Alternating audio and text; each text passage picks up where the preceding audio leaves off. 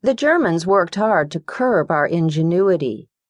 We couldn't understand why they used so much manpower to harass ordinary people who tried to smuggle a few eggs or a pair of stockings.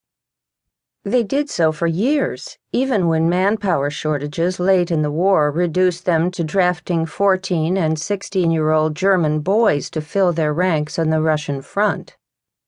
People were searched in the street, on trams, and on trains. Grandmother escaped detection by guards several times when smuggling butter, meat, and eggs during trips between Invaux and Nancy. She wore long, shapeless, voluminous dresses, attaching whatever she could to a belt worn underneath. She feared that butter might melt or eggs break, giving her away. Grandmother had a close call when a zealous German frisked her quite actively while ignoring her outrage and protests. She was lucky someone nearby created a disturbance that distracted the German. Disturbances were usually set up to save people in tight situations. The German forgot all about my grandmother. She had quite a load, butter, bacon, and some other meat, under her dress. She fed much of our family this way. Thanks to her, we managed to get extra protein. To get on a train, one needed a pass, issued by the Gestapo only in case of an emergency. It's amazing how many sick relatives grandmother had in the farming communities outside of Nancy. Younger women pretended to be in late pregnancy, carrying food in special containers under their garments, giving the appearance of nothing amiss. Everyone had a favorite story about daring escapes from the German police.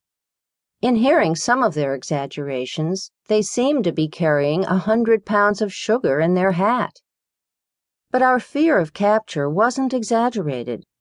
One time on a tram, I carried a bottle of olive oil, about 4 months of the allowed ration, in my purse under my arm.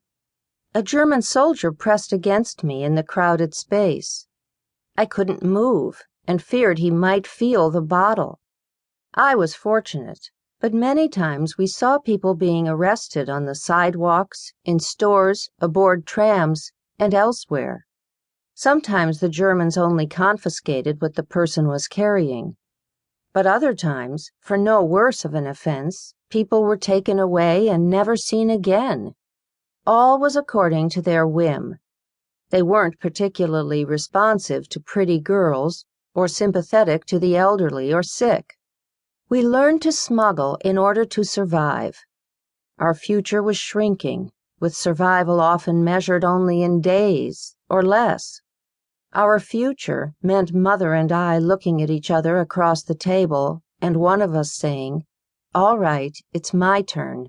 I'll go see so-and-so. He may have something." We didn't know what, we didn't care, just as long as we had something to put in our mouths to chew. To keep listening to this audiobook, I've left you a link in the description so you can do it, at no cost thanks to Audible's 30-day free trial.